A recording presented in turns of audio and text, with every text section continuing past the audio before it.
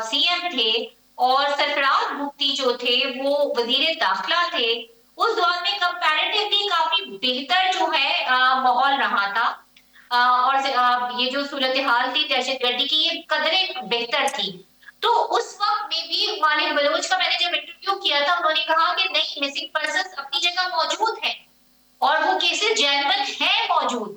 وہ اور جن کے گھر کے ایک افراد چلا گئے یا دو افراد نہیں اور 12 12 سال یا پوری پوری زندگیاں گزر گئی، پتہ ہی نہیں چلا کہ وہ ہے کہاں، تو اس گھر کے لوگ تو باقی ہوں گے، اور ریکارڈ انہوں نے اس بات کو تسلیم کیا، کئی جگہ پہ انہوں نے اس بات کو تسلیم کیا ہے۔ تو کہیں نہ کہیں ہمیں اس بات کو اپنے ذہن میں رکھ کے اسٹریٹجی تیار کرنی ہوگی نا کہ مسنگ پرسنس کا معاملہ اپنی جگہ موجود تو ہے مگر اتنا نہیں ہے جتنا اس کو ہم نے ڈراماٹائز کر لیا ہے۔ میں دیکھیں ڈاکٹر مالک صاحب نے اگر یہ بات کی ہے تو میں یہی کہتا ہوں ڈاکٹر مالک صاحب بھی سامنے آ کے وہ اپنی سیاست کو بچاتے ہیں، یا کوئی اور پارٹیز والے ہیں وہ بھی اپنی سیاست کو بچانا چاہتے ہیں۔ سیاست بعد کی بات ہے، پہلے ریاست ہے۔ ریاست جو ہے نا، ریاست ہماری ماں ہے،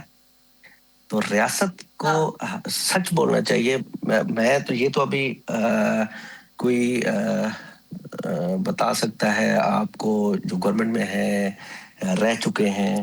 میں تو اپنا ایک اوپینین دے رہا ہوں، اپنا ایک قبائلی رہنما کے صورت پہ یہ دے رہا ہوں اپنا کہ بہن اس میں کوئی حقیقت میرے حساب سے مسنگ پرسن پہ ہے ہی نہیں، یہ صرف لوگوں کو ٹرینڈ کیا یہی عمران خان۔ اور دوسری بات آپ نے بتایا کہ 2013 14 15 18 تک میں کوئی ایک جو ہے وہ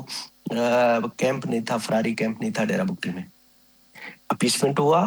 2018 میں، لوگوں کو چھوڑا گیا، جو ہی چھوڑا گیا میں آپ کو